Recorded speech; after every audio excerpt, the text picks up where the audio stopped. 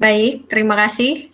Maaf ya, saya baru tahu kalau kesulitan ya, rekan-rekan semua harus menunggu saya masuk baru bisa masuk ke dalam Google Meet, tapi sudah saya ganti. Semoga nanti kalau ternyata kesulitan masuk, tolong hubungin saya ya. Oke,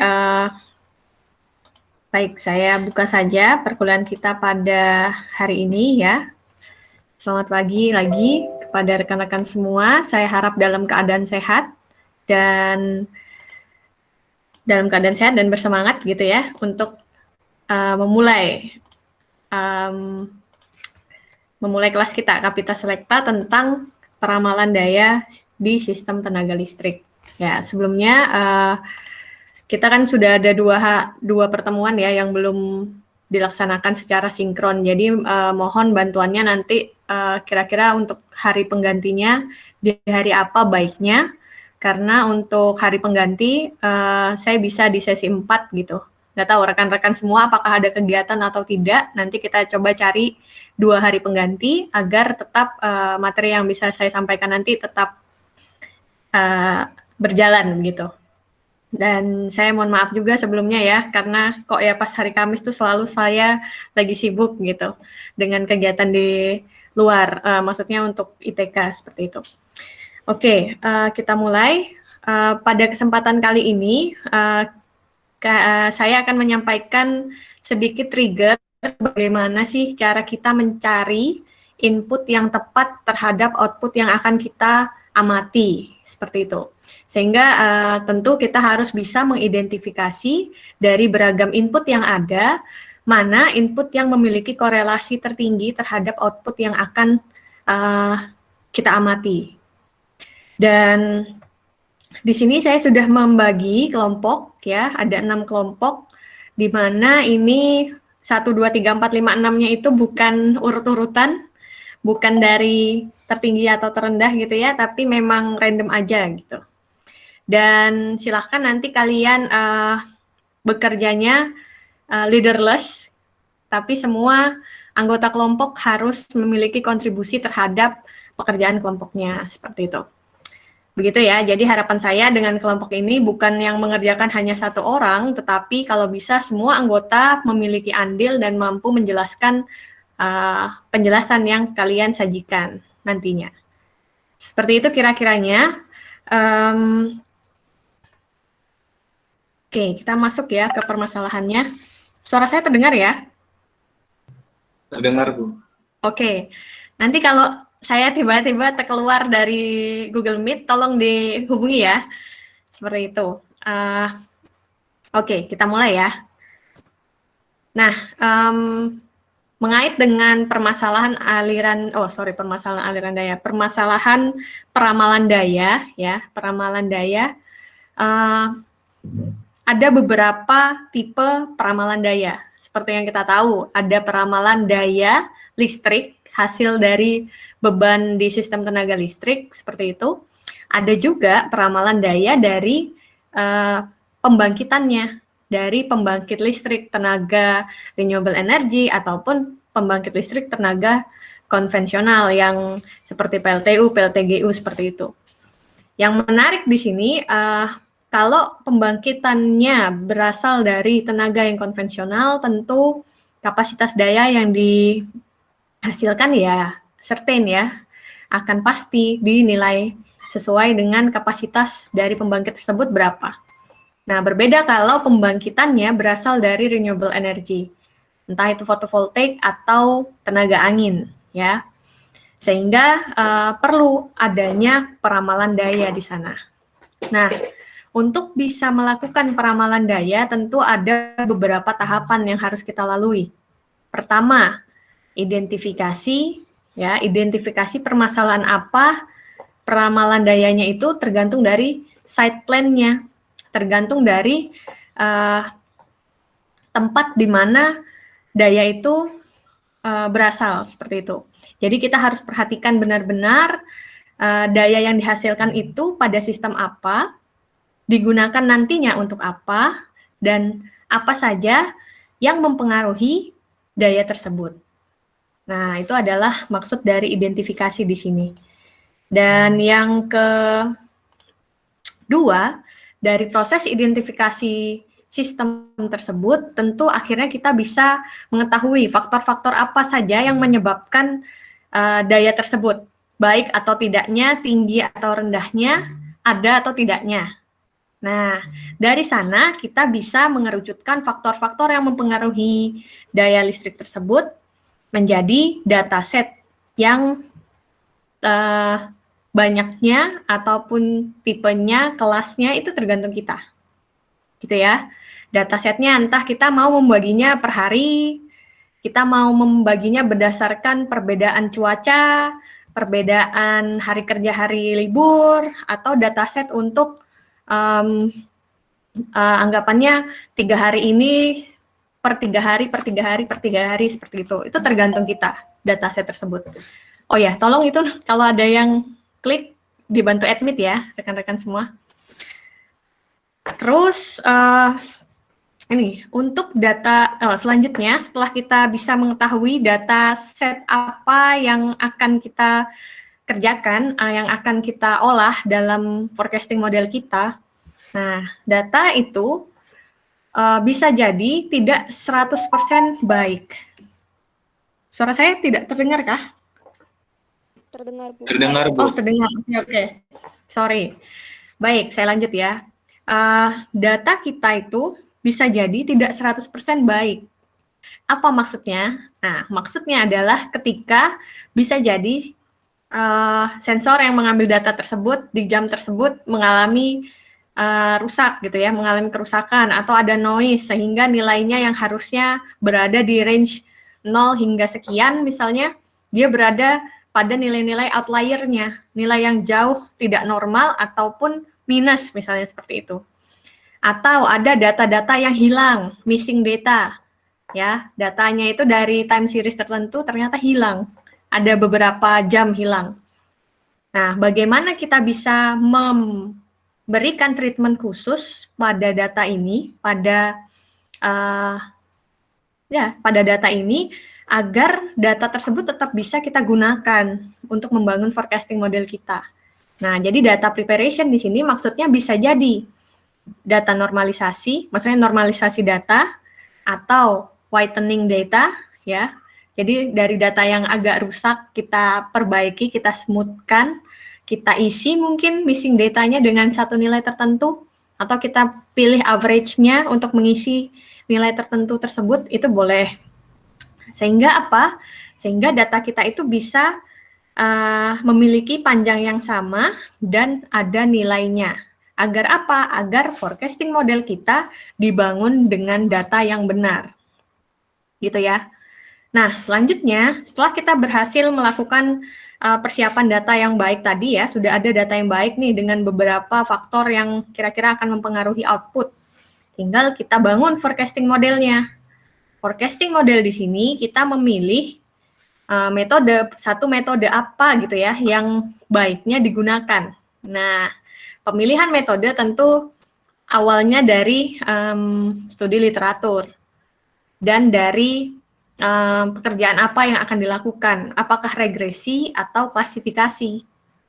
Apakah regresi dengan multiple linear regression saja cukup atau ternyata harus pakai neural network, gitu kan? Atau harus pakai kombinasi antar keduanya. Nah, hal-hal tersebut tentu konsen untuk bisa memilih mana metode yang baik itu berasal dari kita sebagai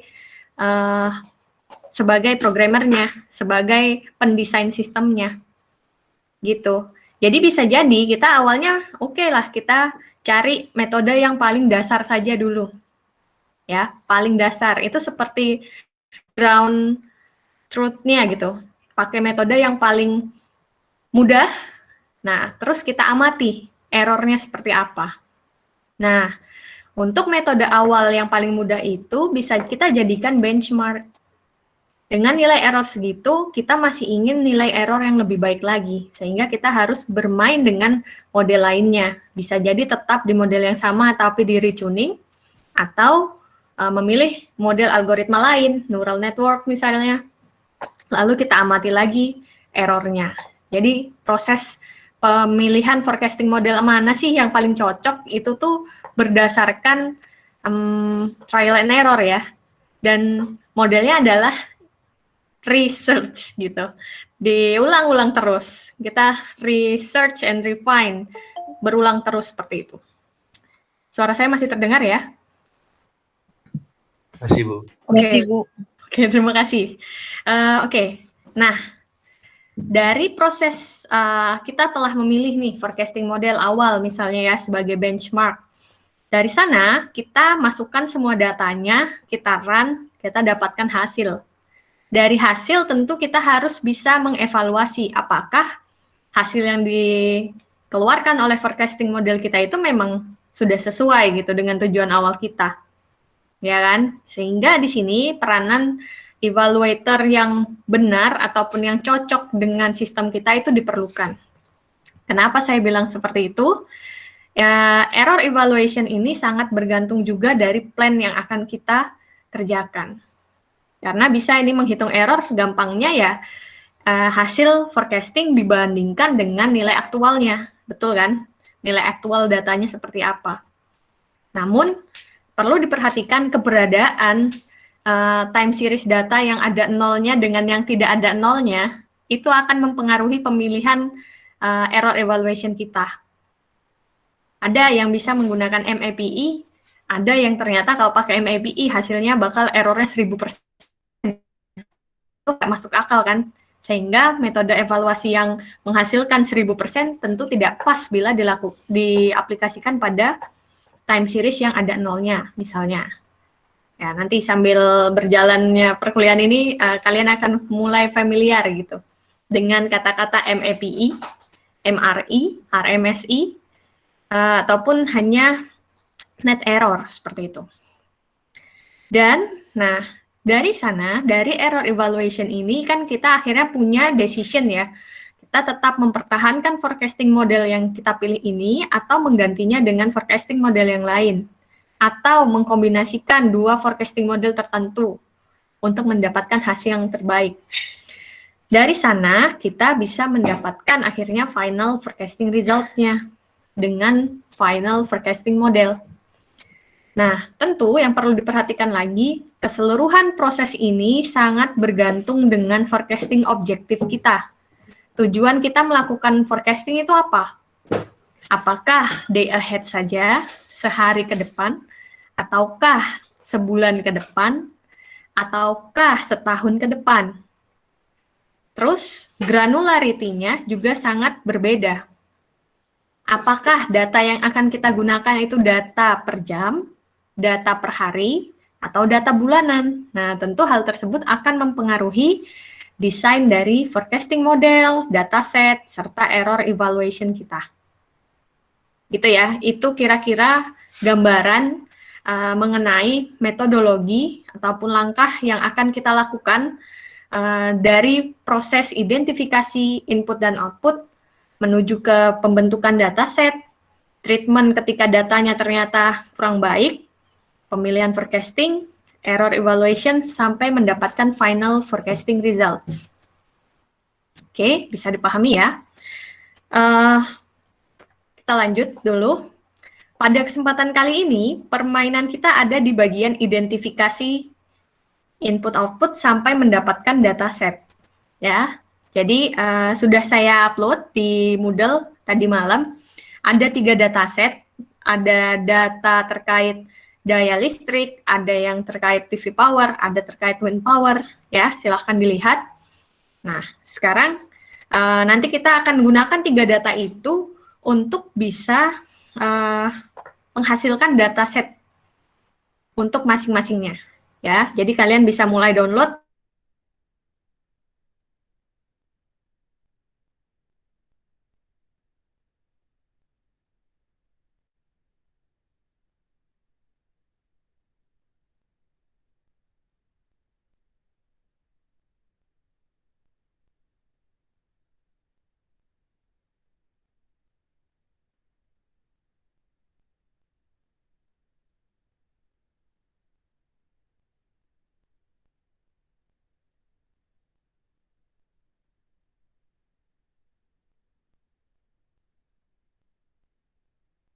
ya kan?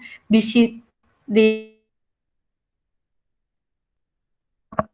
Mohon maaf Bu, suaranya putus-putus Bu.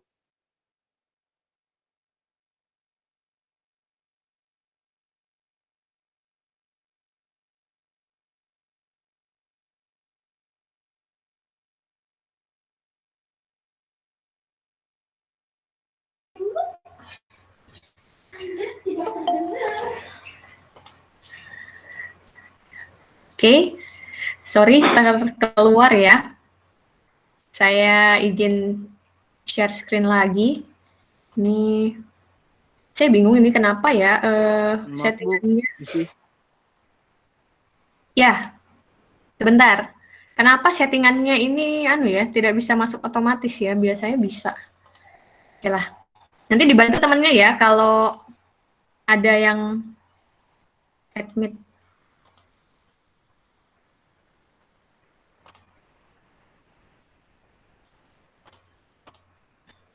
Oke, saya present dulu lagi. Tadi sampai mana?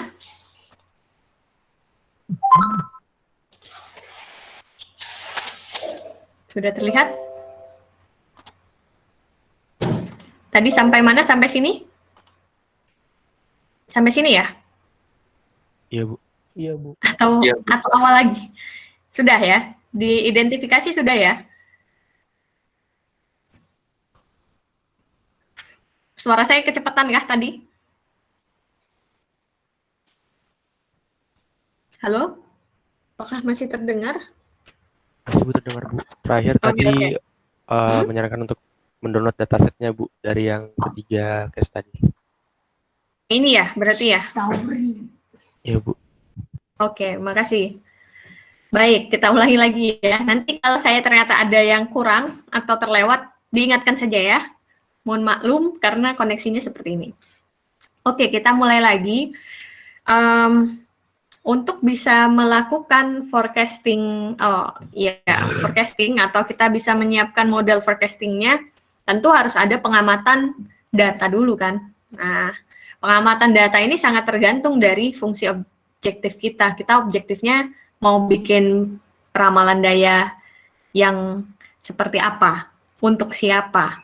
Dan data yang kita miliki tentu harus kita ketahui dulu granularity-nya. Ya. Dan ini adalah contoh data-data open access yang bisa kalian lihat di Energy Online, Kaggle, dan kasih aja ini keywordnya ya, wind power, kalau satunya PV power generation. Atau kalau kalian ternyata punya data logger dari mungkin sistem PV kalian di rumah, boleh kita pakai data itu. Ya. Nah, ini data terkait apa? Terkait output dari forecasting model kita. Kan peramalan daya listrik nih. Ya, data-data ini adalah data target. Target berupa daya listrik yang berasal dari pembebanan, dari tenaga angin ataupun tenaga surya. Ya. Nah, ini bisa saya perlihatkan di sini. Nih, kalau kalian buka ya, yang load tadi itu kan ini ISO New England. Ini sistem operator buat di Amerika sana ya, di Massachusetts. Nah, di sini kalau kita lihat datanya itu bisa kita pakai yang ini. Kenapa saya tampilkan data ini? Karena untuk mencari data yang di Indonesia, saya belum punya aksesnya gitu. Jadi saya belum tahu di mana. Nah, kalau rekan-rekan ternyata punya ataupun tahu, di-download di sini loh Bu, kalau mau datanya PLN, nah itu tolong diberitahukan gitu ya. Nah, ini hanya biar mempermudah aja, jadi kita punya datasetnya. Nah, kalau dilihat, kita perlu actual data untuk membangun sistem kita kan. Nah, sekarang kita tinggal tentukan, kita mau download dari hari apa sampai hari apa gitu ya. Kita ternyata perlu misalnya data 1 tahun. Kita perlu data 1 tahun, anggap saja kita mulai dari Januari.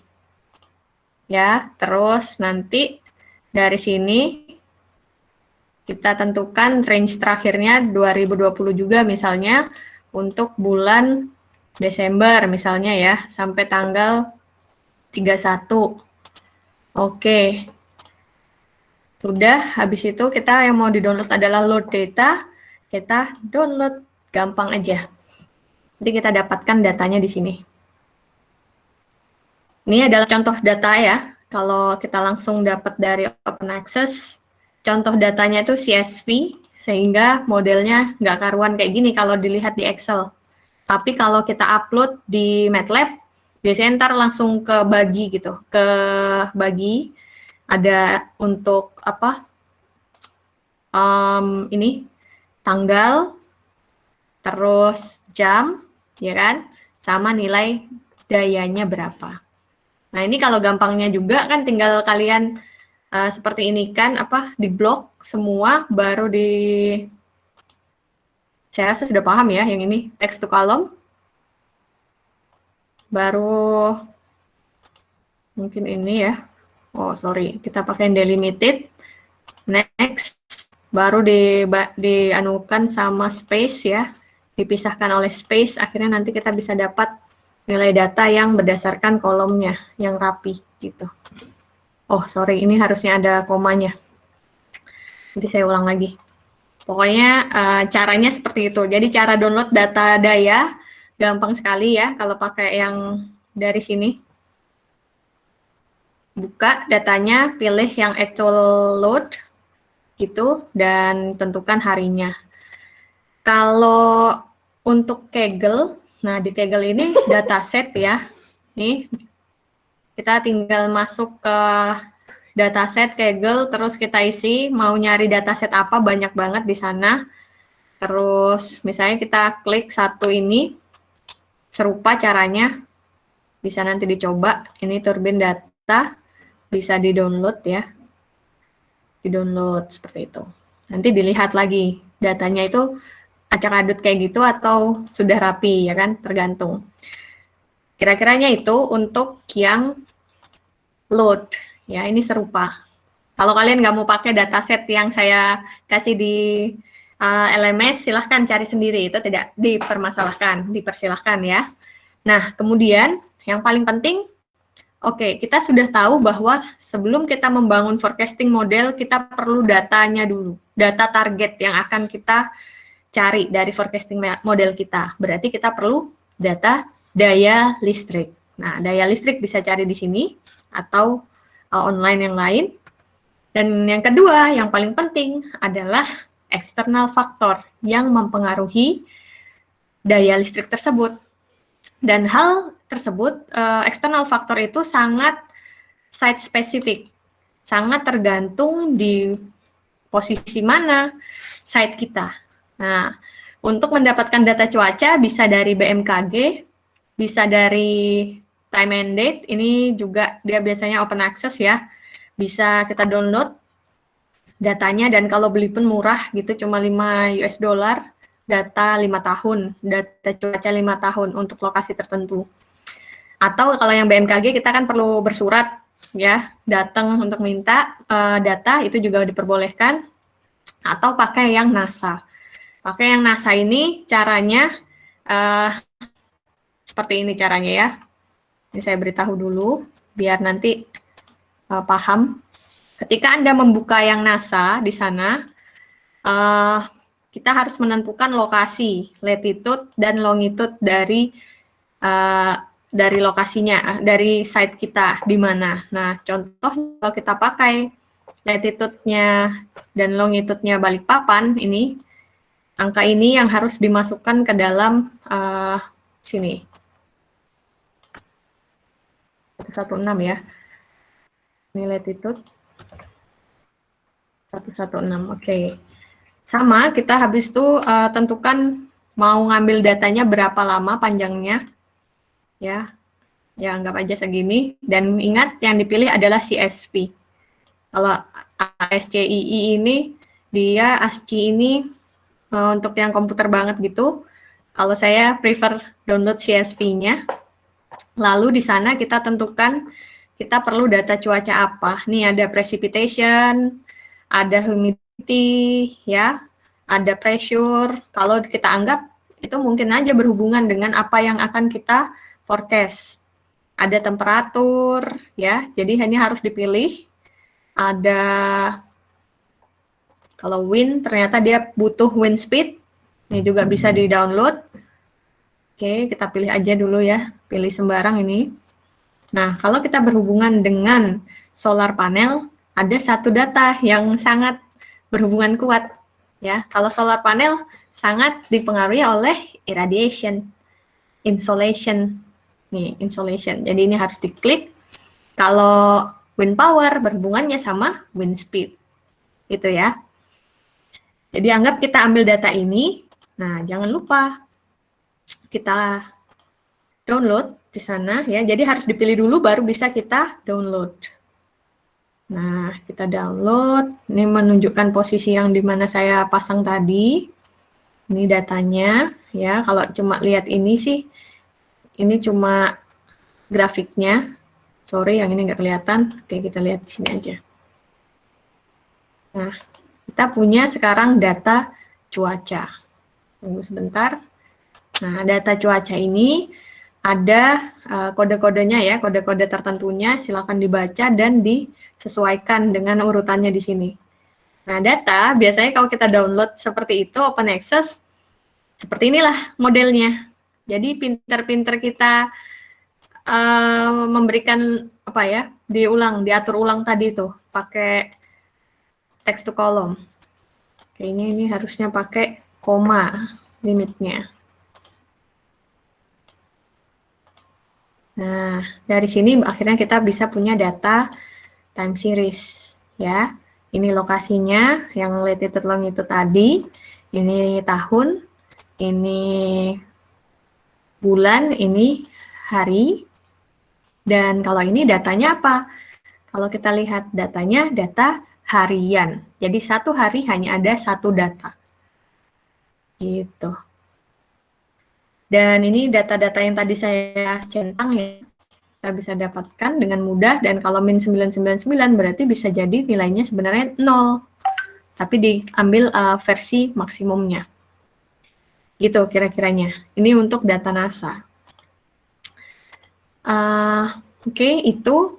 Sekarang kita lanjut ke sini ya. Untuk data BMKG, yang saya tahu itu datanya harian. Dan kalau untuk data yang per jam, itu memang harus bersurat ke BMKG untuk mendapatkannya. Kalau time ended, data yang ditampilkan itu juga data harian. Tapi kalau ingin data per hour, kita harus bikin akun gitu. Terus kayak bayar 5 US dollar itu. Begitu kira-kiranya. Masih terdengar ya suara saya? Tidak terdengar? Masih, Bu. Masih, Bu. Oke. Kita lanjut. Nah, sekarang kita paham bahwa untuk membangun forecasting model diperlukan data. Data inputnya dan eksternal faktor yang mempengaruhi input data tersebut ataupun target. Di sini sekarang agak sedikit berbeda kalau untuk menentukan input dan output. Kalau output nyata ya dayanya. Kalau inputnya untuk load forecasting, PV power forecasting, wind power forecasting itu agak-agak berbeda. Tapi tidak terlalu berbeda. Nah, sekarang kita lihat untuk load forecasting dulu. Load forecasting di sini inputnya adalah data yang didapat dari smart meter, weather, dan temporal data. Ya, smart meter itu ya KWH meter itu bisa dari KWH meter atau smart meter beneran yang tugasnya untuk memanajemen data. Dan ini data daya berarti kita dapatkan data daya yang sudah ada labelnya. Label harian, label bulanan, tahunan, sampai ke jamnya. Terus untuk weather itu macam-macam ya. Bisa jadi temperatur, bisa jadi humidity, precipitation, bisa jadi wind speed. Nah, itu macam-macamnya. Dan untuk temporal data itu, suara saya terdengar ya? Terdengar. Oke, sorry. Dan untuk temporal data itu bisa jadi adalah selisih misalnya dari jam ke-1 ke jam ke-2, berapa selisih daya yang dihasilkan, jam 2 ke jam 3, jam 3 ke jam 4, selisihnya berapa. Nah, itu bisa kita sebut temporal data. Nah, dari input yang ada, seperti yang saya bilang tadi, bisa jadi nilai-nilainya itu ada yang tidak terisi. Ya, misalnya ada yang 1 sampai 24 jam, ternyata di angka jam 9 sampai jam 12 nilainya 0. Atau jam 9 sampai jam 12 itu nilainya sangat besar. Bukan 15 kilowatt misalnya, tapi 1000 kilowatt. Data-data yang anomali. Oleh karena itu perlu dilakukan data cleaning atau pre-processing. Nah, setelah datanya oke, sudah terisi semua misalnya ya dari satu periode observasi tersebut. Nah, kita perlu data yang namanya lag data. Data beberapa jam sebelumnya, data beberapa hari sebelumnya. Gitu, data historical yang diperlukan bisa jadi satuannya jam atau hari gitu. Ya, jadi lags data itu bisa diterapkan untuk historical load atau historical weather atau historical temporal data. Intinya kalau yang ini kan ada panjang tertentu nih. Nah, kalau lags itu kita harus tentukan dulu ini ya. Ini ada periode 1 misalnya sampai 2, 3. Nah, kita ingin melakukan pengamatan di 3 dan seterusnya. Dari sini kita harus bisa, kalau data itu adalah yang dari 1 sampai dan seterusnya ini panjangnya. Itu sepanjang-panjangnya data kita. Nah, kalau lag data, pertama kita harus tentukan dulu observasi kita sekarang ini ada di mana. Nah, data sebelumnya inilah lag data, ya, data historis. Nah, selanjutnya, data historis itu bisa juga berlaku nggak hanya buat target, tapi buat weather dan temporal data. Nah, jadi perlu kalau untuk load forecasting, selain kita tentukan faktor-faktor apa saja yang mempengaruhi target kita, data temporal, kita juga perlu membentuk yang namanya lag data. Nah, lag data itu bisa jadi data untuk H-1, H-2, H-3 dari H yang sekarang. Ya, ini jadi H-1, Min-2, Min-3, atau bukan hour, kita mainnya di day. Day -1, day -2, day -3, atau month -1, -2, -3. Gitu. Jadi, formation of lags ini tergantung kita lagi. Kita ternyata perlunya lag 1, 2, 3 sajakah atau hanya lag 1 saja cukup? Karena apa? Kenapa kita perlu lag data? Kenapa kita perlu lag data? Karena bisa jadi ya, misalnya ini, daya yang di sini itu nggak akan berbeda jauh dengan daya sebelumnya. Daya yang di sini tidak akan berbeda jauh dengan daya yang sebelumnya. Nah, untuk bisa mendapatkan tebakan yang benar, nah kita kan juga mengacu pada masa lalu. Masa lalunya jangan yang jauh-jauh. Ya kan? Makanya kadang yang efektif itu lag 1, lag 1, 2, 3 yang digunakan untuk meramal H yang di sini. Jadi ini misalnya nih H yang dibutuhkan biasanya lag 1, 2, 3-nya. Tapi nggak menutup kemungkinan, bisa jadi bukan lag 1, 2, 3, tapi average dari lag 1, lag 2, lag 3. Paham ya? Itu semua tergantung dari kita, desainer dari forecasting modelnya. Itu kira-kiranya ya, konsen kenapa sih kita perlu lag data. Gitu. Jadi, karena bisa jadi daya target kita pada next period itu bergantung dari, tidak akan jauh berbeda dari data di hour sebelumnya, hour 2 jam sebelumnya, atau hour 3 jam sebelumnya. Nah, dari sana kita sekarang punya data yang biasa dan data historis yang sudah dikondisikan dalam bentuk lag data. Dari sana kita lakukan feature selection. kita kerucutkan dari banyak pilihan data tadi, sebenarnya apakah harus memakai 4-4-nya? Apakah harus memakai 5-5-nya? Atau sebenarnya cuma dua data aja cukup untuk merepresentasikan target yang dituju? Gitu ya. Jadi dari banyak pilihan data ini, pilihan faktor yang mempengaruhi target, bisa kita kerucutkan dengan feature selection untuk mengerucutkan pilihan yang banyak tadi menjadi 2 saja, tapi paling berhubungan dengan target yang dituju.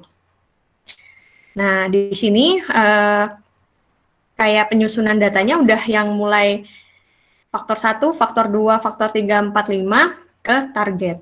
Nah, feature selection kemudian diaplikasikan bisa pakai correlation coefficient ataupun principal component analysis ataupun cara-cara lain yang dianggap bisa mereduce features yang awalnya banyak jadi sedikit saja. Agar apa? Agar komputasi kita nantinya lebih simple, ya kan?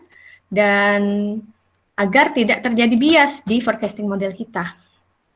Nah, setelah kita melakukan ini pengerucutan faktor untuk mencapai satu target, dari sini baru kita bagi data kita jadi training dan testing dataset. Jadi dari panjang tadi kita punya banyak, oke sekarang kita bagi gitu. Oh ya ini data faktor ya misalnya. Oke dari feature selection ternyata cuma perlu 2 input nih, baru satunya target. Dari sini baru kita bagi training dan testing. Gitu. Dari training dan testing ya udah, baru deh kita buat modelnya di training dulu. Kita buat model, validasi, testing dengan sedikit data di sini. Baru kalau hasilnya oke, baru kita tes dengan data yang baru.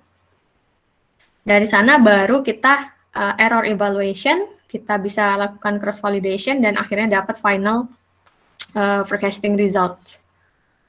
Kira-kira begitu untuk load forecasting. Ya, di sini load forecasting kalau dilihat kurvanya dia akan ada terus di titik tertentu nih 1,6-an gitu dan dayanya paling rendahnya ada di 1. Apakah mencapai nilai 0? Ternyata tidak. Kenapa? Karena walaupun malam kita tetap di rumah kita menggunakan daya kan, tetap nyalakan lampu kan, nyalakan AC, sehingga biasanya load forecasting itu tidak berhubungan dengan data-data yang ada nolnya gitu, time series-nya itu nggak ada nolnya. Tapi itu tergantung lagi di skala apa, skala level tinggi yang PLN sana atau skala rumahan. Kalau skala rumahan bisa jadi dia ada angka nolnya, karena ya keluar rumah misalnya liburan 1 bulan kan berarti di rumah nggak ada penggunaan daya. Gitu ya. Masih terdengar ya suara saya? Masih, Bu. Oke, sip. Nah, sekarang lanjut. Kita ke PV Power Forecasting. Kalau PV Power Forecasting, nah kita lihat saja dari kurvanya dulu nih. Nih, kalau tadi kan 1,6 sampai 1 nih. Beda sama PV. Dia hanya ada di jam-jam tertentu, di mana di luar jam itu nilainya 0. Di luar jam itu nilainya 0 ya karena apa? Karena malam, nggak ada iradiasi sinar matahari. Ya kan? Jadi, efektivitas dari PV Power Forecasting, maksudnya periode observasinya juga ya kita lakukan seperti ini saja. Di kondisi dia ada, sampai dia akhirnya tiada. Nah, kondisi yang 0 itu tidak perlu. Nah, kadang yang perlu diperhatikan adalah apakah PV power itu akan selalu ada pada jam 9 sampai jam 6? Bisa jadi iya, bisa jadi enggak kan? Tergantung lokasi dari PV power plant-nya. Kalau dia adanya di Indonesia, bisa jadi di sepanjang tahun kondisi PV ada misalnya dari jam 9 pagi tuh sampai jam 6 sore, itu akan selalu sama. Karena pergerakan mataharinya cenderung stabil, cenderung tidak jauh berbeda dari hari ke hari. Beda kalau di Eropa, beda lagi kalau di Australia, karena mataharinya kan jauh dari ekuator nih. Jadi per bulan atau per musim itu memang intensitas matahari yang sampai ke buminya bisa berubah dengan drastis gitu. Saya ngerasain maghrib di Taiwan kalau summer lama banget. Jam 7 itu belum ada redup-redupnya. Tapi kalau pas winter, jam 5 aja udah gelap. Nah, sehingga tentu ketika kita mau melakukan forecasting PV power di sana, kita harus perhatikan jamnya itu tadi. Jam adanya matahari itu pas jam berapa aja ya periodenya. Nah, sehingga bisa jadi kalau di PV power forecasting dia data itu harus diklasifikasikan dengan baik. Untuk data-data yang di periode winter, digabungnya sama yang fall misalnya. Nanti data yang selanjutnya spring sama summer, itu digabung, jangan dicampur. Karena kalau tidak nanti waktu efektivitasnya di sininya jadi lebih kecil kan. Karena ada pergeseran tadi, pergeseran intensitas cahaya matahari. Oke, itu sedikit gambaran untuk PV power forecasting. Nah, mengenai eksternal faktor apa yang mempengaruhinya, sangat dipengaruhi oleh weather, oleh cuaca. Karena apa? Ya, PV panel kalau nggak ada sinar matahari nggak bisa menghasilkan kan? Berarti paparan sinarnya sangat dipengaruhi oleh ada tidaknya awan misalnya, kelembapan, bisa jadi dia itu mempengaruhinya ke air hujan, ya kan? Intensitas hujannya pada site tersebut, wind speed, terus ada temperatur. Temperatur ini mempengaruhi output daya yang dihasilkannya, karena dari struktur internalnya PV. Dan tentu yang paling penting banget ini solar irradiation. Ya, jadi walaupun mungkin di paper-paper banyak disebutkan 4 hal ini nih, atau 6 hal ini sebagai faktor, kadang di site kita nggak semuanya ini berhubungan kuat dengan target daya kita. Nah, sehingga dari 6 ini hanya untuk acuan bahwa dari 6 ini harus kita tetap kerucutkan lagi nanti dengan feature selection. Mana sih 3 yang paling kuat dengan target yang akan kita capai. Gitu kira-kiranya. Nah, di sini coba kalian lihat apakah diperlukan lag data. Ya kan? Lag data di sini apakah diperlukan? Kalau di bagian yang atas bisa jadi diperlukan di bagian ini. Karena tidak begitu jauh berbedanya. Tapi kalau di bagian sini, nah coba dilihat apakah perlu atau tidaknya ya, karena perubahannya cenderung berkebalikan kan bagian sini. Jadi kadang kalau kita membuat forecasting itu kadang boleh dari satu plan itu nggak semuanya kita amati secara dari 1 sampai akhir gini, tapi kita bagi, ada daerah-daerah prioritasnya. Jadi nanti algoritmanya akan bisa berbeda di bagian-bagian ini. Kalau ini dan ini kan kayak bolak-balikannya aja ya. Kalau yang ini baru yang harus lebih detail lagi. Gitu kira-kiranya. Untuk lag data, ya bisa kita gunakan. Bisa kita gunakan dan lag datanya mungkin bukan cuma lag data per hour, tapi lag data untuk harian. Lag data harian bahwa nilai yang di sini sebenarnya tidak akan jauh berbeda misalnya dengan data puncak hari kemarin, data puncak hari kemarin. Bisa jadi kan gitu. Tergantung siapa, tergantung kita lagi. Kira-kira itu masuk nggak gitu. Dan nanti di feature selection dia punya korelasi yang kuat atau tidak. Gitu ya, kira-kiranya. Nah, sekarang untuk wind power forecasting. Nah, yang agak berbeda lagi dari wind power forecasting, wind power itu datang ada atau tiadanya sangat random, lebih random dari PV. Kalau PV tadi jelas, di jam sekian sampai sekian dia akan menghasilkan, bentuk kurvanya akan jelas kan. Nih, kalau kita lihat ya, bentuk kurvanya ya gini-gini aja, cuma magnitudenya aja kan yang di kondisi puncaknya naik turunnya. Atau ternyata kalau hari hujan memang dia sedikit berbeda, jelek banget gitu misalnya gini. Beda kalau wind power. Wind power ini random, abstrak, dan sangat bergantung dengan lokasi tadi. Bahkan lokasi berbeda 1 meter, 1 meter atau berbedanya dalam radius yang beberapa meter saja, itu kondisi weather-nya sudah berbeda jauh gitu. Sehingga kalau wind turbine di sini wind power, kita harus perhatikan di dalam site tersebut ada berapa banyak turbin. Bagaimana susunan turbinnya, ya. Atau kita ingin membuat forecasting-nya itu per turbin atau total, generated power-nya kita total, baru kita forecast. Itu kan juga perlu diperhatikan.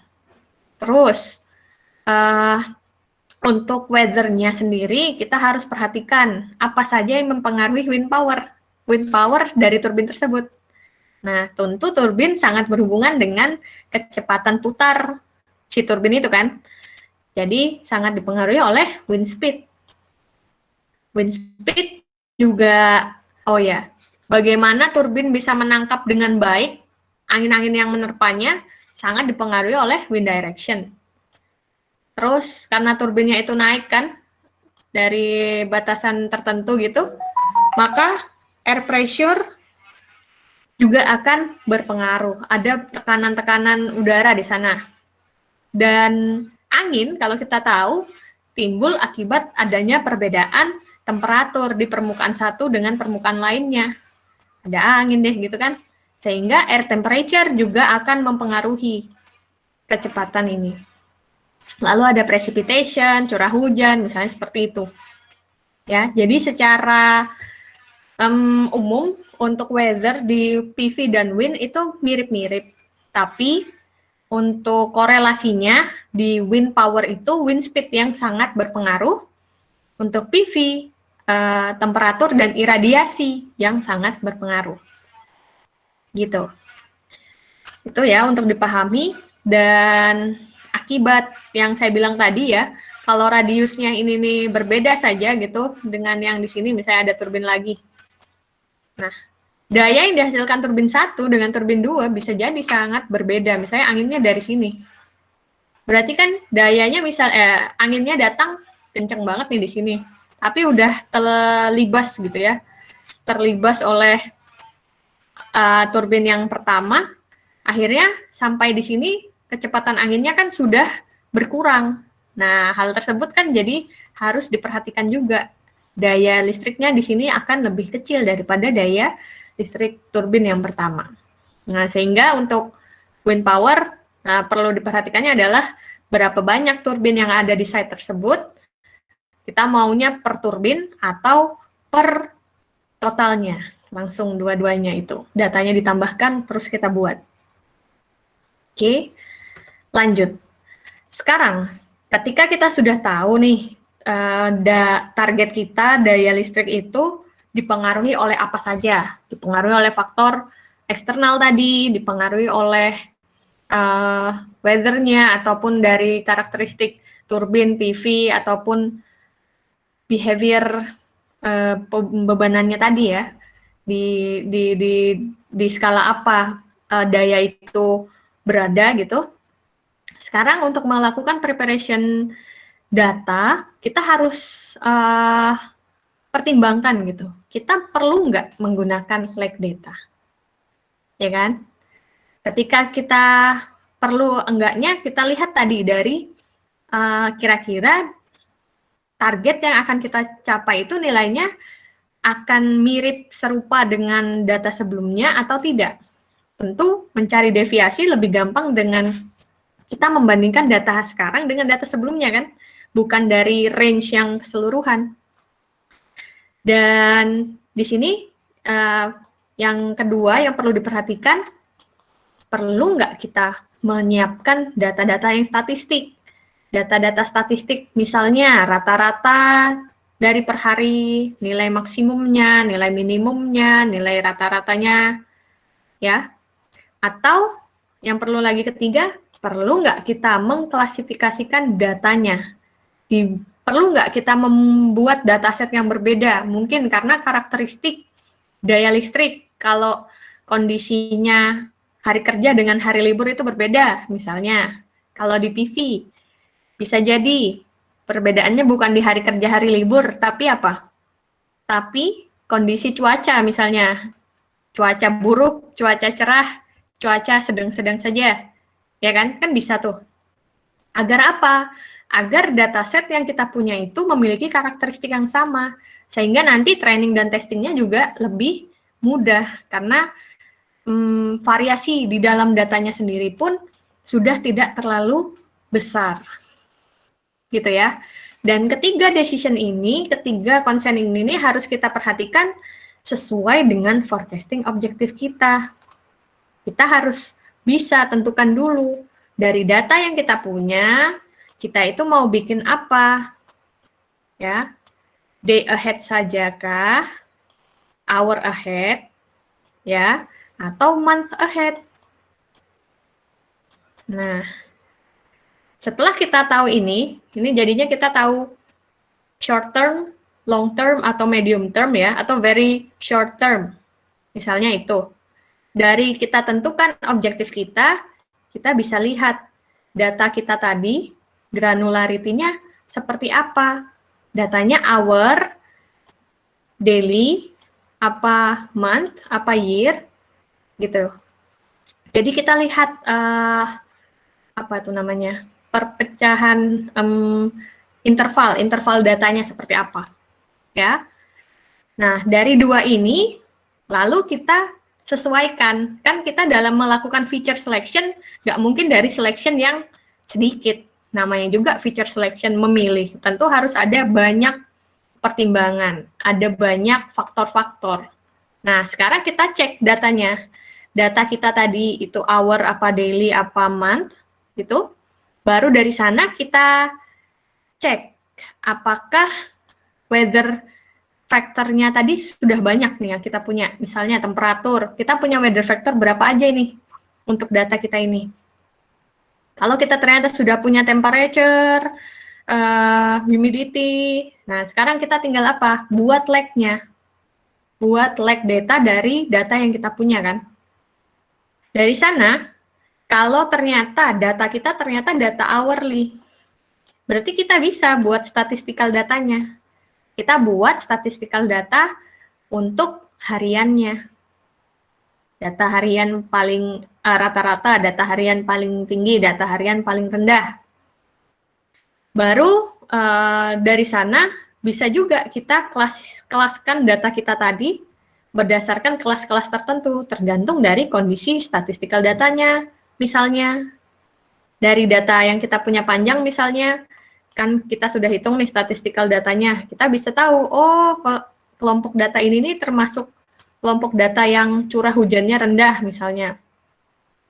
Baru yang ini curah hujan sedang, yang ini curah hujan tinggi. Berarti kita bisa kelaskan dia berdasarkan curah hujan tadi. Rendah, sedang, tinggi. Nah, hal itu tetap tergantung lagi, harus bisa dikembalikan lagi terhadap objektif kita apa. Gitu ya. Jadi ini dulu susunannya. Kita mau bikin very short term, long term, atau apa. Baru kita cek data kita, baru kita prepare datanya. Nah, terkait dengan concern yang tadi, sekarang kita bermain dengan pattern dari data dayanya. Untuk load forecasting, ini kalau kita lihat data yang bergerak ya, dari hari tertentu, 1, 2, 3, 4, 5, 6, 12, anggap 16 ya, ini ada 16 hari nih. Kalau kita lihat sama-sama, ini oh ya, yang atas itu untuk yang ISO New England, yang bawah ini untuk laboratorium ya, satu lab aja gitu, kayak satu kantor. Nah, kita lihat nih, pattern data, kalau datanya itu yang skalanya tinggi ya, yang sudah aggregate dari berbagai macam pelanggan. Nah, disinilah agregasinya, total dayanya kelihatan. Suara saya terdengar kah? Terdengar. Terdengar, Bu. Oke. Oke, terdengar. Terima kasih. Nah, dari data ini kalau kita lihat ya, bisa nggak kita perlu nggak kita menggunakan lake data di sana? Tolong kalian pikirkan, perlu nggak kita menggunakan lake data? Ya kan? Terus kira-kira pembagian dayanya seperti apa? Pembagian misalnya kita ingin mengklasifikasikan data kita, itu kira-kira baiknya yang seperti apa? Ya kan? Dan berapa jumlah lag yang dibutuhkan? Apakah perlu kita menyiapkan statistical datanya? Nah, kalau kita lihat sama-sama, anggap ini satu. Saya nggak tahu nih hari apa aja ya. Saya waktu ngeplot tidak mengklasifikasikannya berdasarkan hari. Anggap aja nih 1, 2, 3,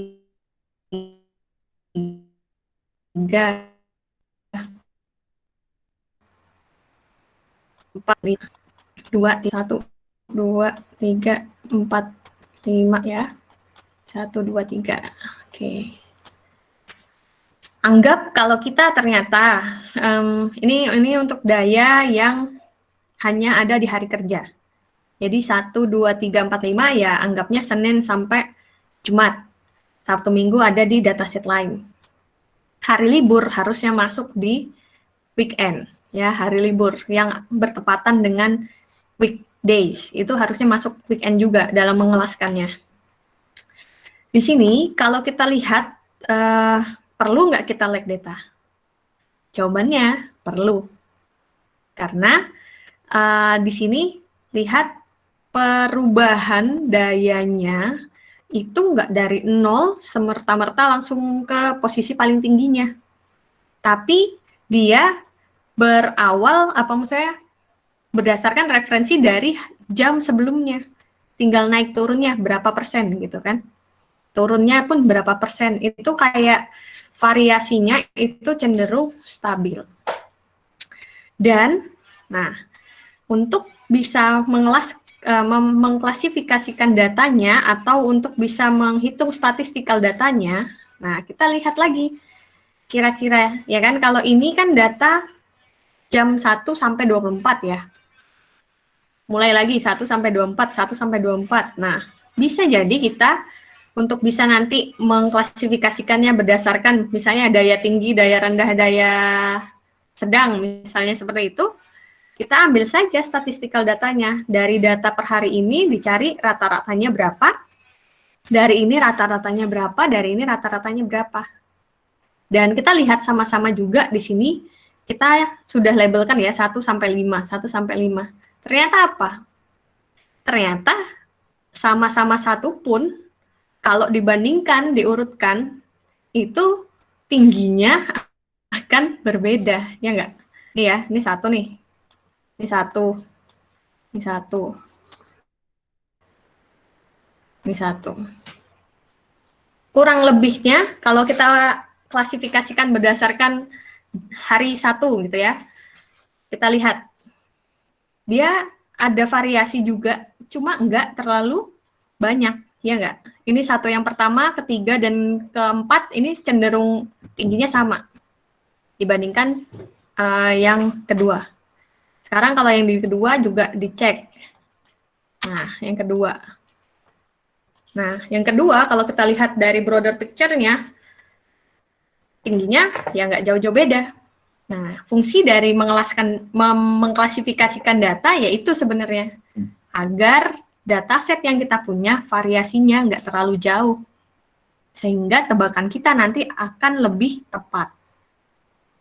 Nah, ini hanya berlaku untuk data yang di level tinggi, di level bukan distribusi yang ke arah hilir, tapi di level hulunya ya. Karena kalau kita lihat ini data personal ya, untuk lab, 1 lab saja begitu, bisa nggak kita membedakan hari 1, 2, 3, 4, 5? Nah, susah banget kan? Ya nggak? Di mana kita sangat-sangat random ini. Nah, datanya, kalau datanya random begini, ya nggak apa-apa kalau awalnya kita kelaskan 1, 2, 3, 4, 5. Kita bisa mengelaskannya dari mana, mengklasifikasikannya, ya kita lihat label data kita dari harinya dan dari jamnya. Ya kan, langsung kita potong berdasarkan hari dan jam tersebut. Lalu ternyata pattern-nya acak-adut nih, abstrak banget. Berarti yang dibutuhkan di sini bukan hanya mengklasifikasikan data, bisa jadi dia butuh yang statistical data, tapi dia juga perlu yang namanya smoothing. Ya, bisa pakai wavelet, bisa pakai macam-macam tuh waveletnya. Waveletnya macam-macam. Atau pakai filter, ada hitungannya. Untuk apa? Untuk bisa menghaluskan data yang seperti ini. Terputus ya saya? Tidak. Oh, Tidak, tidak. Oke. Baik, saya kira terputus, ada bunyi-bunyi gitu. Gitu ya, itu konsen yang perlu kalian perhatikan ketika akan melihat data daya listrik untuk load forecasting. Ya, lihat dulu data tersebut ada di level apa. Level yang tinggi, di level hulu, atau level hilirnya. Sehingga apa? Dari sini, faktor-faktor yang mempengaruhi daya listrik di level tinggi dengan level rendah tentu akan sedikit berbeda. Ya enggak? Kalau di atas bisa jadi hanya weather. Dan hari-hari yang berbeda tadi, hari kerja, hari libur. Tapi kalau yang di bawah sangat random. Dan bisa jadi bukan dari weather saja, tapi dari aktivitas apa yang dikerjakan pada lab tersebut. Ya enggak? Kalau dilihat nih, tipenya, dia ada terus sepanjang hari. Nih, bukan sepanjang hari, sepanjang jam. Nih, 1 sampai 24 ya, misalnya kita potongnya di sini. Dia ada terus tuh, nggak ada nol-nolnya, nggak ada turun-turunnya. Tapi di hari tertentu dia ada turunnya. Di hari tertentu lagi dia cenderung tetap, tapi akan mengalami penurunan, terus naik, terus stay. Kalau dilihat, bisa jadi di dalam lab tersebut aktivitasnya adalah sebagai ruangan komputer server misalnya. Dan di hari-hari ini ada maintenance. Kan bisa seperti itu ya. Sehingga untuk pengklasifikasian datanya bukan lagi hari Senin, Selasa, Rabu, Kamis, Jumat, tapi dari jadwal yang ada di lab tersebut. Hari apa komputer servernya ini bekerja, hari apa dia maintenance misalnya. Atau kalau di kita ada tambahan lain, hari apa kita mati lampu, itu juga harus diperhatikan kan. Kenapa kita harus melakukan hal tersebut? Ya, agar nanti data kita bisa lebih terarah, lebih variasinya terkontrol lah intinya. Gitu. Oke ya, bisa dipahami ya. Nanti sambil ditanyakan kalau kurang paham. Next, ini untuk PV power forecasting. PV power forecasting, kita sama-sama tahu tadi ada dan tiadanya ada jam-jam tertentu. Jam-jam di mana ada matahari. Nah, yang perlu diperhatikan, boleh nggak kita melabelkannya berdasarkan hari? Hari Senin, Selasa, Rabu, Kamis? Ada yang mau jawab?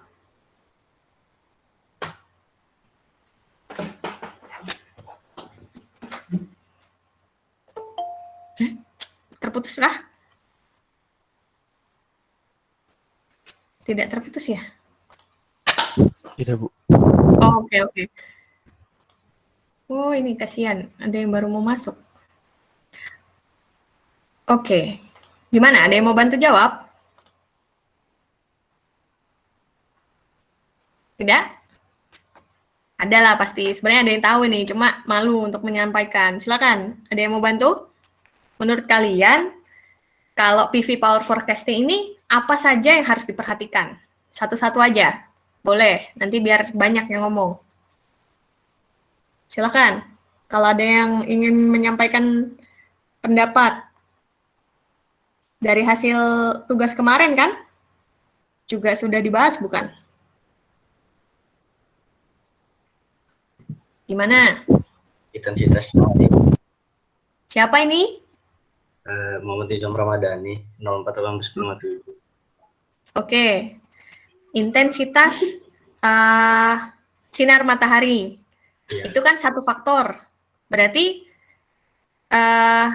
dari data, misalnya ada 4 nih, kita mau dikelaskan, maksudnya dipergunakan untuk apa intensitas sinar mataharinya? Coba Nizom cerita. Kan semakin banyak cahaya yang diterima kan semakin banyak juga energi listrik yang dihasilkan, Bu. Jadi itu merupakan faktor yang mempengaruhi dari TV. Faktor yang mempengaruhi. Berarti kalau ingin menggunakan intensitas sinar matahari untuk mengkelaskan kurva 1, kurva 2, kurva 3, apakah possible?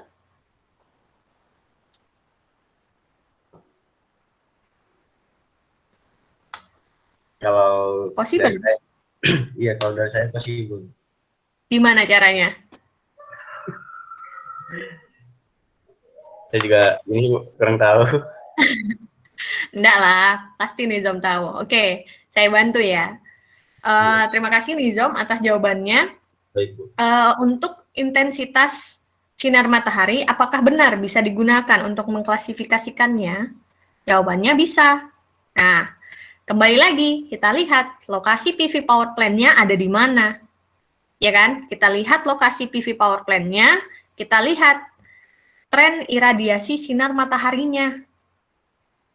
Iradiasinya atau intensitas sinar mataharinya yang kayak kata Nizam tadi, ada di range berapa? Ya, ada di range berapa dia? Misalnya, kita ternyata mengamati selama 1 bulan. Kita mengamati selama 1 bulan, oh dia bergerak dari nilai iradiasi 0 watt per meter persegi misalnya, sampai 100 watt per meter persegi. Gampangannya, ya udah kita bagi 0 sampai 100 itu tadi. Jadi 3 misalnya. Iradiasi sinar mataharinya. 0, ini 100 gitu ya. Ini low, medium, high. Nah, bisa kita lakukan seperti itu. Itu kalau cara simpel-simpelan. Gimana cara otomatis menentukan berapa baiknya dikelaskan dia? Maksudnya dari range yang kita punya atau dari data yang kita punya ini sebaiknya dia dibedakan menjadi berapa kelas ya.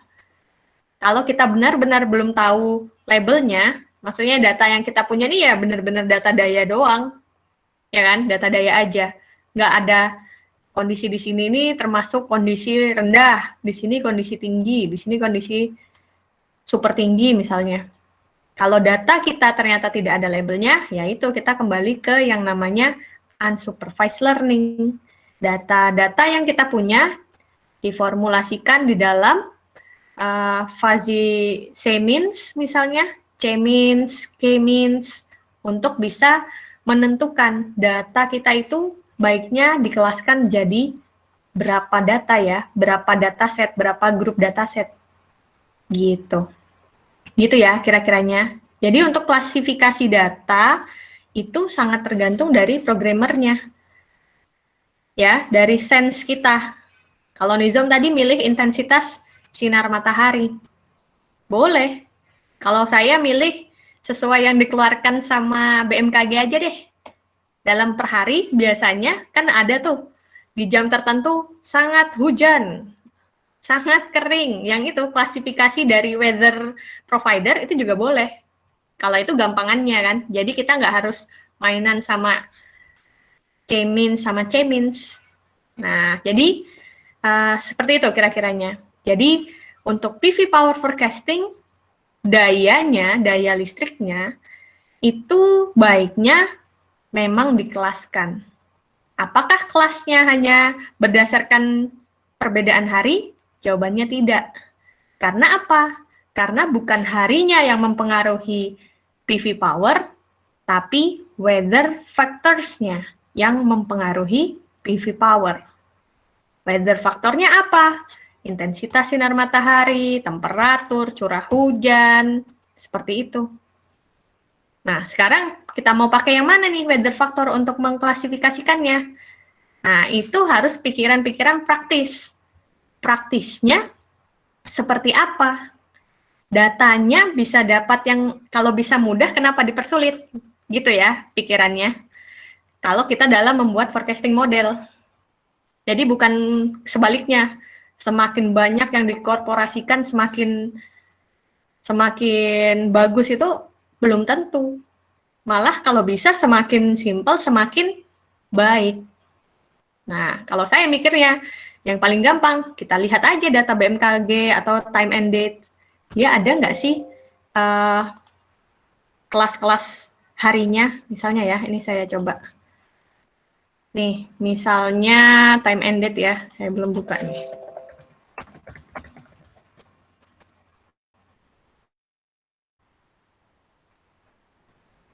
Kenapa saya pakai ini? Karena harganya murah, terus dapatnya 5 tahun datanya. Jadi gampang. Jadi saya sukanya pakai time and date, tapi boleh pakai yang lain. Tunggu, ini weather. Nih, ini loh maksud saya tentang tipe hari, ya. Tipe hari. Di sini ada kata-kata kalau ini ya, kalau kita lihat ini berawan misalnya, yang ini berawan kalau malam, yang ini berawan berangin misalnya ya, yang ini berawan tapi cerah. Nah, bisa jadi nanti ketika kita download data, dia nilainya itu sudah ada kelas-kelas seperti itunya. Oh, ini nggak ada ya. Yang di sini nih ada. Bisa terlihat ya ini. Nih. Jadi kalau kita pakainya yang temperatur, dari data-data yang tadi, time and date, BMKG juga ada pasti. Kita punya data ya, satu titik untuk masing-masing weather factor, dan kita punya weather description. Weather description ini, kalau belum ada weather description, cara nyarinya pakai K-means, C-means, yang seperti itu, unsupervised learning.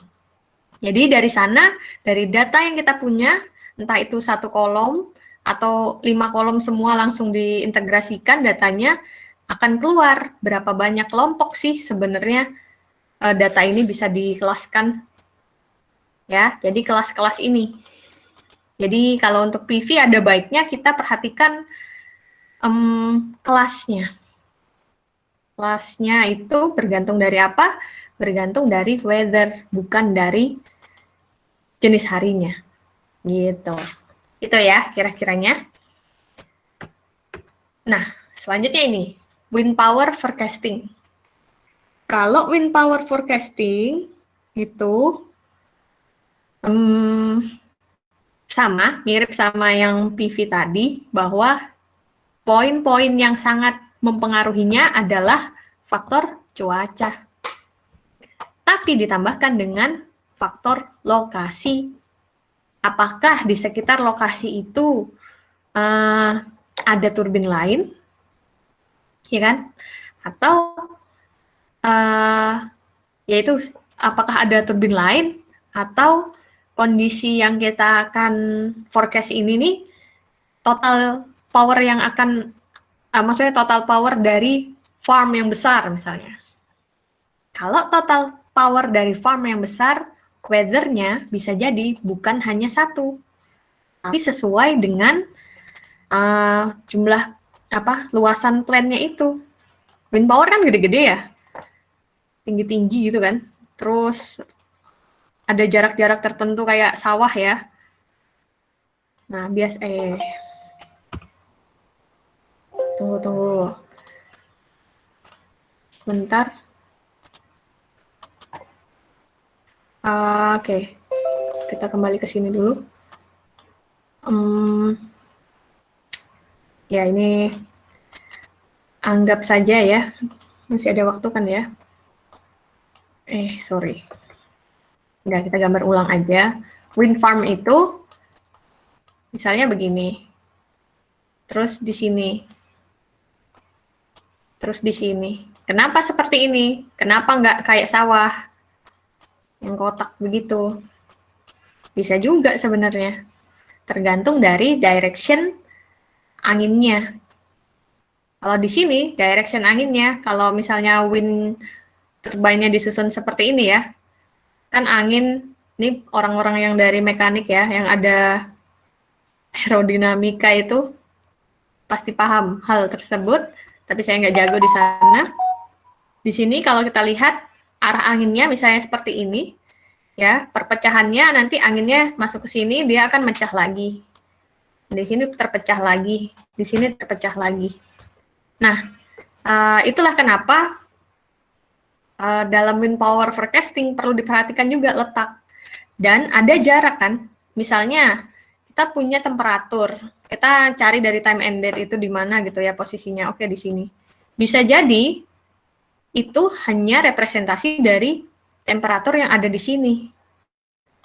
Nah, untuk lebih akurat lagi, tentu kita harus tahu temperatur yang ada di sini, temperatur yang ada di sini juga, baru di rata-rata misalnya, ya kan? Atau kita setidaknya tahu temperatur yang ada di sini, tanpa 3 yang ini. Nah, itu sebenarnya kenapa? Karena, maksudnya itu harus kita perhatikan, karena keakuratan dari temperatur yang kita punya, ataupun keakuratan dari faktor-faktor yang kita miliki, itu tentu mempengaruhi forecasting model kita. Karena kalau datanya dari awal aja udah nggak akurat, berarti data itu aja sudah memiliki nilai error. Dan nilai error itu akan terakumulasi di forecasting result kita. Paham ya? Jadi forecasting model itu bisa jadi mengeluarkan error 5%. 5% itu bukan hanya dari modelnya emang jelek, tapi bisa jadi karena input data yang dimasukkan tidak akurat. Gitu. Oleh karena itu kenapa kita perlu lakukan yang tadi, feature selection, kita perlu lakukan data treatment, ya agar kita bisa meminimalisir error yang masuk di forecasting model kita. Gitu ya, bisa dipahami ya. Jadi untuk wind power forecasting penting kita mengetahui faktor apa yang mempengaruhi daya kita dan lokasinya. Karena apa? Data-data weather tadi, data-data faktor eksternal tadi harus dikaitkan dengan lokasi dari wind power tersebut. Gitu. Nah, bagaimana cara kita mencari input apa yang paling cocok dengan target kita? Salah satunya bisa pakai correlation coefficient. Ini di MATLAB ya. Misalkan yang mainnya pakai Python, dicari correlation coefficient, kayaknya ada itu di library-nya. Atau bisa pakai PCA, Principal Component Analysis. Dan dari yang PCA ini kita bisa, datanya nggak harus yang data full, tapi data yang ada none-nya pun bisa tetap digunakan gitu di PCA.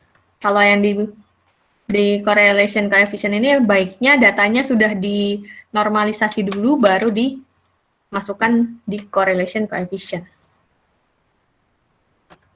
Nah, terkait hal tersebut, saya minta tolong buat rekan-rekan semua mencoba di rumah untuk 3 dataset ini. Gimana cara kalian mengidentifikasikan input untuk yang load, PV power, sama wind, ya. Tadi itu caranya. Tentukan dulu objektifnya kalian apa, ya. Mau day ahead kah, hour ahead, atau 3 days ahead, atau month ahead, misalnya. Lalu, dari tujuan tersebut, kalian breakdown faktor-faktor apa saja ya yang kira-kira mempengaruhi.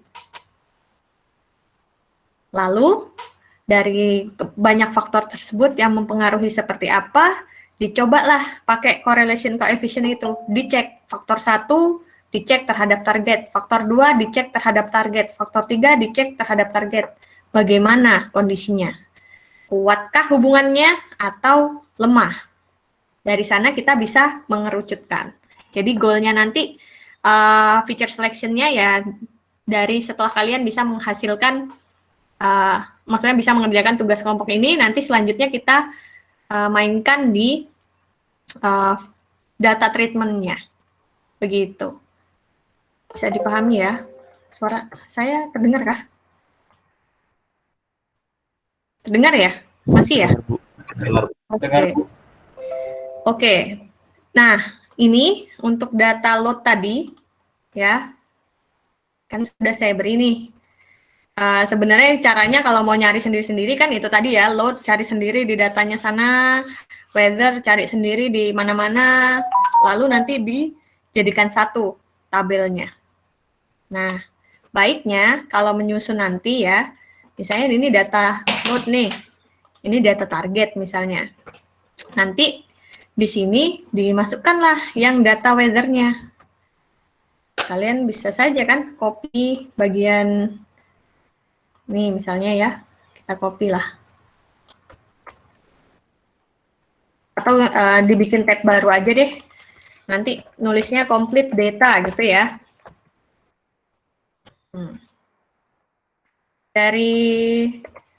Nah ini data weather, terus yang ini data load-nya,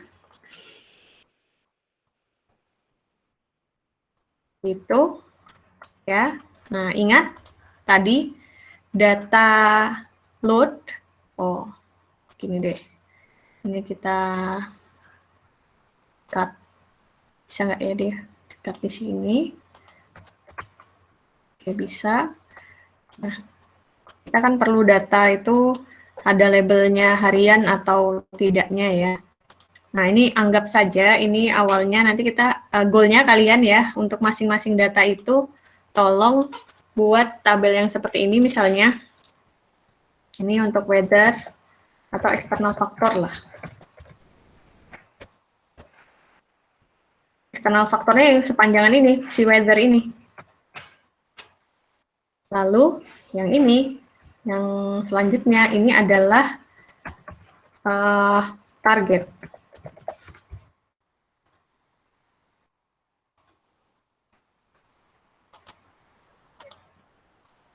Oh, ini belum target sih. Ini internal ya.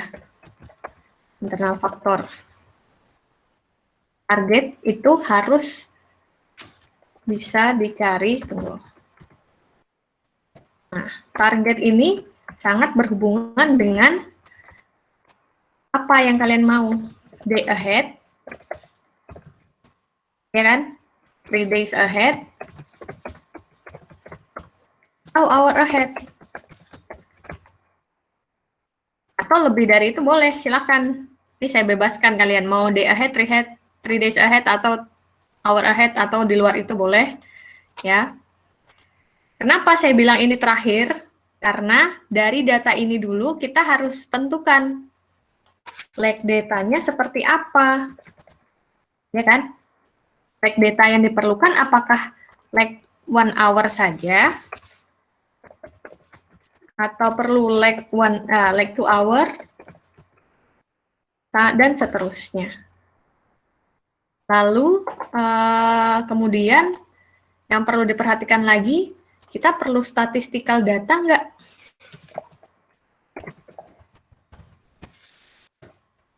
Kita perlu nggak, gitu kan? Baiknya ya buat aja dulu, ya nggak sih? Nanti dipakai atau enggaknya setelah feature selection. Nah, statistical data dilihat. Ini kita mencari nilai average-nya, misalnya max dan, max atau min-nya. Nah, average, max, and min ini diaplikasikan hanya di load-nya saja atau di keseluruhannya. Di keseluruhan data ini, data weather. Nah, itu harus kalian, silahkan kalian tentukan gitu. Tunggu. Nih, yang ini warna lain gitu ya. Nah, dari sini, setelah kalian menentukan poin ini, ya, setelah kalian menentukan poin ini, dari sana kita korelasikan dengan target.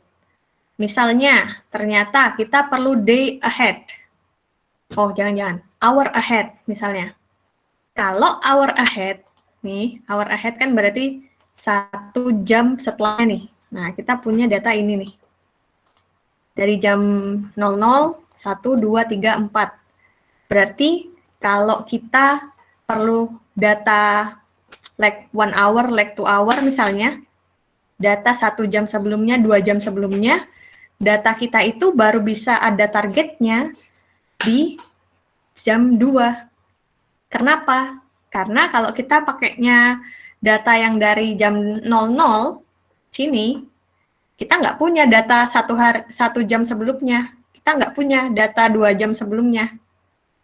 Agar kita bisa memformulasikan leg 1 and 2 ini, tentu kita harus perhatikan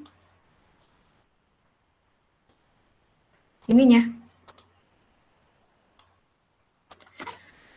Kita harus perhatikan, kita baru bisa mulai di sini.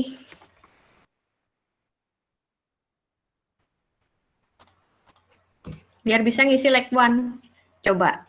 Kalau ini adalah load-nya, load saat hour-nya ini ya, sekarang.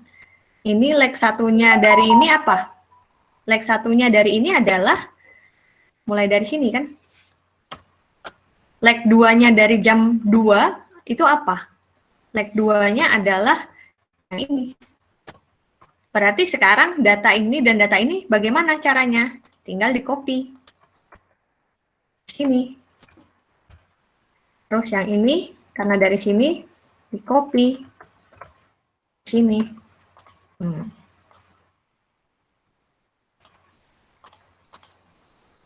Pada akhirnya sebenarnya sama dengan data sebelumnya ya, yang di sini. Yang ini datanya yang sebelumnya. Sebelumnya. Yang ini. Nih, leg 1, 2, 3.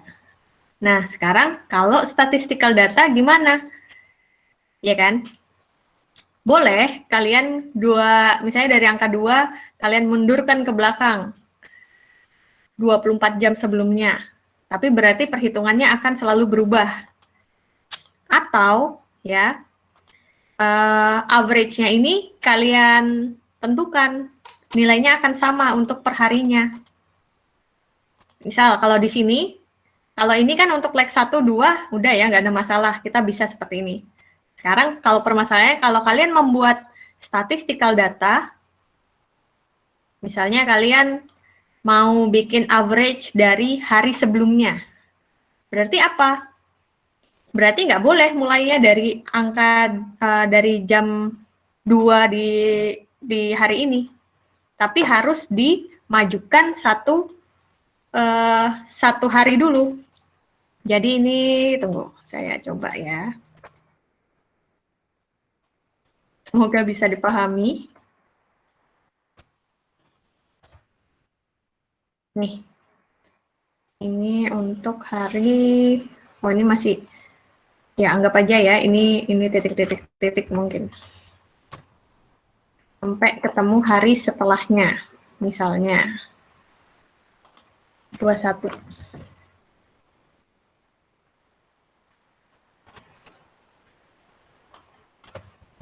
Ya, anggap aja lah ini ya, 21. Ini semua, ini 21.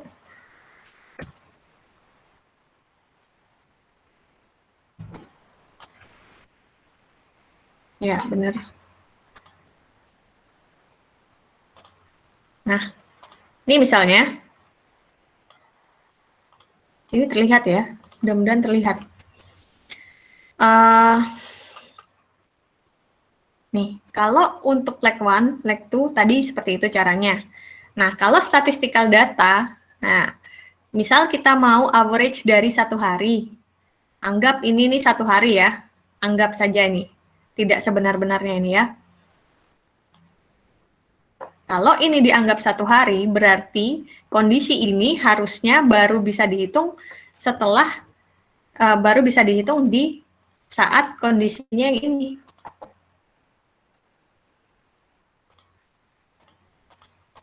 Jadi kita harus ada spare 1 hari sebelum dulu agar bisa punya statistical data, ya, statistical historical data. Nah ini tapi tergantung kalian lagi gitu. Perlu nggak memiliki average ataupun max and min? Nah kalau di sini kita ulangi aja lagi ya, misalnya ini masih ada waktu ya 10 menit. Ya anggap ini kita punya data ini di hari ini. Hari ininya sekarang di poin 17 ini ya, di row 17. Nah, kita ingin mengetahui nilai ininya. Ini biar gampang aja. Sekarang leg 1-nya berapa? Nilainya adalah yang ini. Leg 2 berapa? Nilainya adalah yang ini misalnya ya. Terus statistical data, average, max, and min. Nah, average itu bisa jadi sama dengan,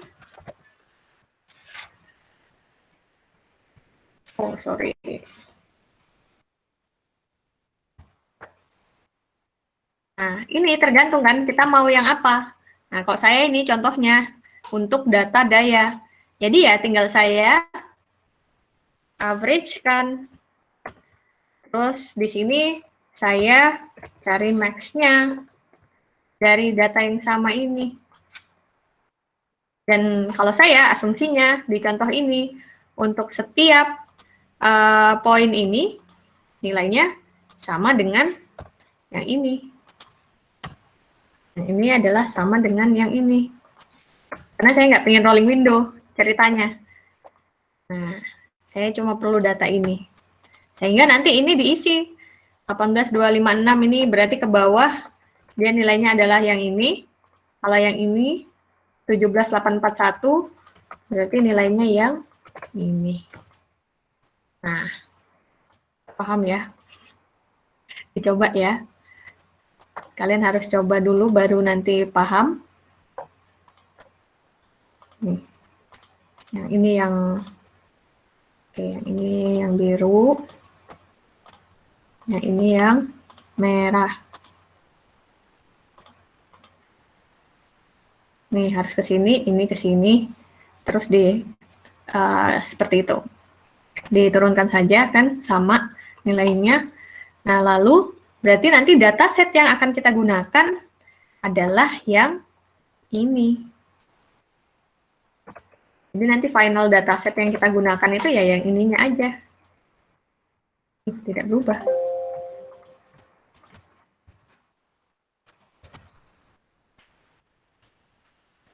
Oh, karena ada itu ya, sorry. Ya, pokoknya ini karena ada yang sel yang ke hide tadi. Jadi intinya final dataset nanti yang akan kita masukkan atau kita treatment dulu sebelum kita olah di forecasting model, itu adalah data yang ini, yang sudah tersusun rapi. Thread. Oh iya, yang lupa dari sini adalah targetnya. Target, karena tadi kita maunya hour ahead, ya, hour ahead kan, maka bisa jadi ya targetnya itu ini kan hour ahead nih, berarti 1 jam setelahnya. Berarti data ini adalah target kita. Karena saya tadi ngomongnya hour ahead. Data setelahnya inilah yang akan menjadi prediksi kita. Nah, oke, jadi tadi dataset itu tadi sebelum target, tapi dataset setelah target ternyata lebih mengerucut ya. Dari row 17 sampai row 26 saja. Nah, ini ingat ini targetnya adalah yang setelahnya, hour ahead. Nah, kalau day ahead ya berarti bukan hour ahead di sini, tapi nanti yang di sebelah sini. Jam 2 di actualnya nanti. Gitu. Gitu ya kira-kiranya. Jadi tugas kalian menelaah tiap dataset tadi. Di dalam dataset itu tadi sudah ada poin dayanya seperti apa dan ada weather-nya seperti apa. Dan kalau dirasa itu kurang, silahkan ditambahin ya dari open source data sana.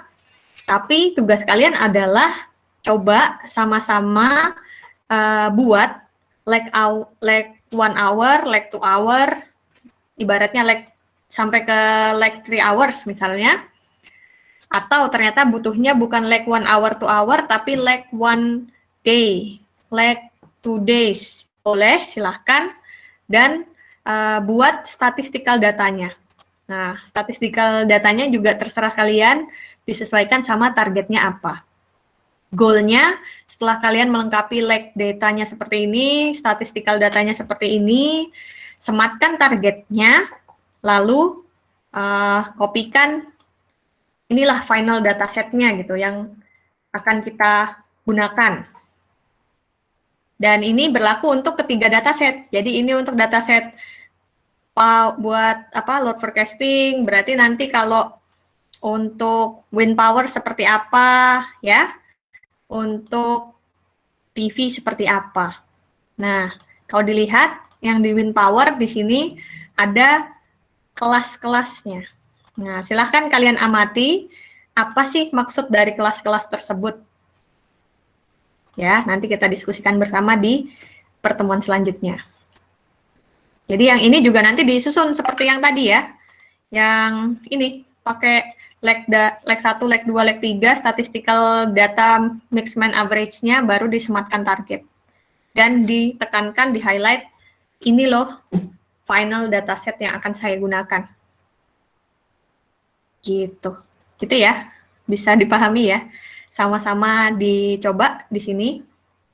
Kalian boleh dalam menampilkan nanti tugasnya, boleh diberikan diskusi di sana, diskusi misalnya data ini atau diberikan deskripsi datanya.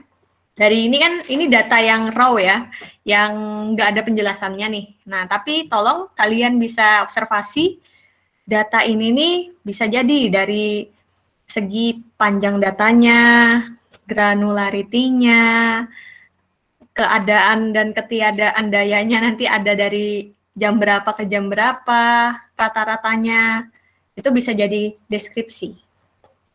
Gitu. Gitu ya. Mungkin itu saja yang saya ingin sampaikan. Silahkan kalau ada pertanyaan.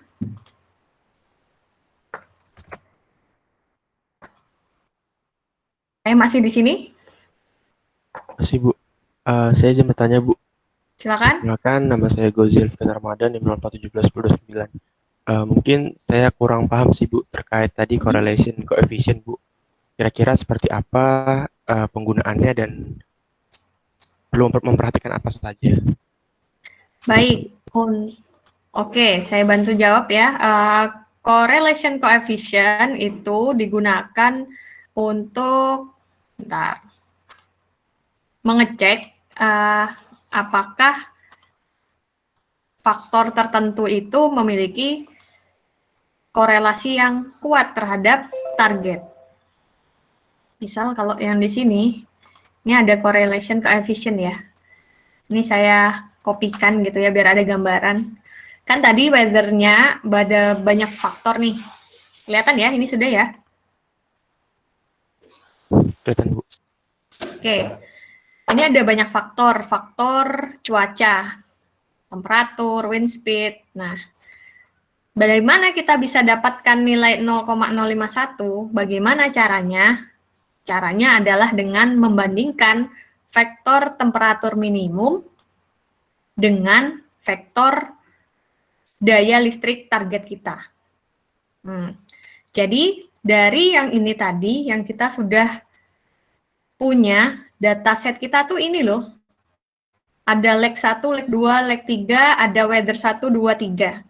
Per vektor ini dibandingkan dengan target. Nah, dibandingkan dengan target. Misal kita mau ngecek korelasi leg 1 dengan target. leg 1 anggap saja A, leg B, target sama dengan B misalnya. Sekarang kita masuk ke coefficient correlation-nya. Ya, kita masuk ke coefficient correlation-nya di sini. Nah, di MATLAB ada sudah toolbox tentang correlation coefficient. Correlation coefficient bisa ini pakai yang kedua untuk membandingkan satu vektor dengan vektor yang lain. Jadi vektor tadi itu dibuat di MATLAB A sama dengan vektor yang satu, yang leg 1, terus B sama dengan vektor yang target tadi. Masukkan di sini, dijalankan, nanti timbul coefficient correlation-nya. R-nya berapa? Ya, semakin besar nilai R, dia semakin kuat korelasinya. Dan coefficient correlation ini bisa positif, bisa negatif. Dan tidak masalah tentang hal tersebut. Yang jelas kalau positif berarti ketika target itu dayanya tambah naik, berarti misalnya leg 1-nya juga ternyata tambah naik. Berbeda kalau ketika koefisiennya itu minus, ya negatif gitu, berarti ketika dayanya bertambah, maka leg 1 akan semakin menurun nilainya. Gitu, berkebalikan. Gitulah kira-kiranya. Ngerti nggak dari penjabaran saya? Terima kasih, Bu. Nah, terus kalian bisa cek ya di tutorialnya MATLAB itu gini, bisa satu-satu seperti saya bilang tadi, atau bisa kalian buat dalam matriks. Kalau vektor tadi kan cuma 1 kali berapa gitu ya panjangnya vektornya. Bisa juga dalam matriks. Tapi nanti dilihat aturannya ya di MATLAB-nya seperti apa, di mana kita memposisikan targetnya. Baca aja ini, MATWORK gitu. Kalau pakai PCA juga ada, dibaca aja library-nya, sama dicoba. Begitu mungkin yang bisa saya bantu menjelaskan ya. Silakan, ada lagi pertanyaan?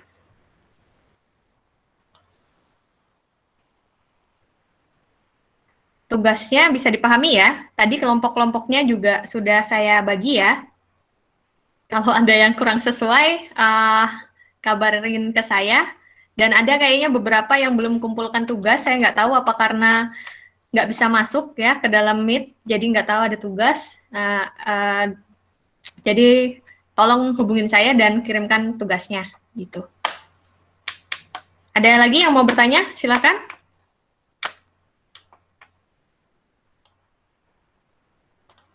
Oh, sudah waktunya makan siang?